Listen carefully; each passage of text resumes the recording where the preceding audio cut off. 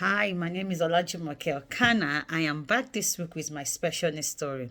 So today I want to start with a little funny story that happened to me when I was 12 years old.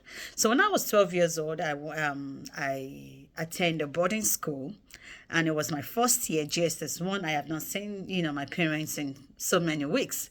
So my class is very close to the school gate. My class, you can see the main school gate from my class. So one day we were just in the class, and it was about to rain, and it was very, very windy, and I saw a man running towards the school from the main gate. And because it was about to rain, the man was running, and he's well dressed, with a nice shirt and a tie, and his tie was just flying here and there, here and there. And I saw him first. I said, oh, I told my friends, come look at this man. He's just running. Look at the way his tie is just flying here and there. And everybody started laughing. We're all laughing. And as it was running closer to us, and I'm like, oh my God, that's my dad. My dad.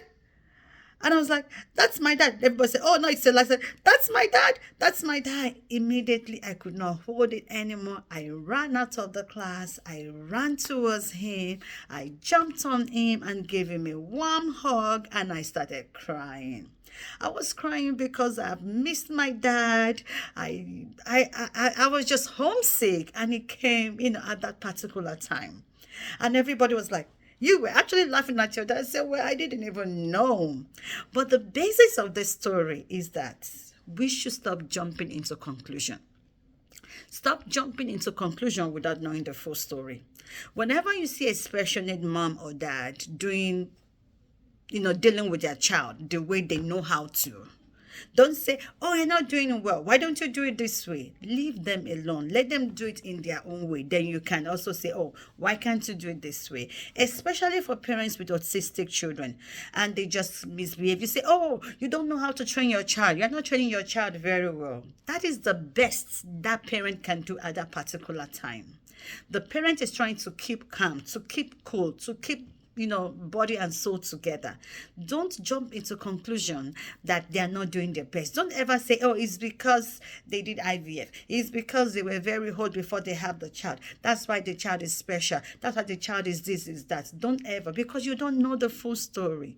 God gave them that child for a reason. So if I were you, when you see a special needs mom or dad, give them a hug and tell them they are doing well. Give them a hug and tell them you love them. Give them a hug and tell them, can I help with something? Because that might only be what they need to hear at that particular time. So, I want you to be encouraged that our job as the community is to support parents raising special needs children with your prayers and with your help. Please help in any little way you can.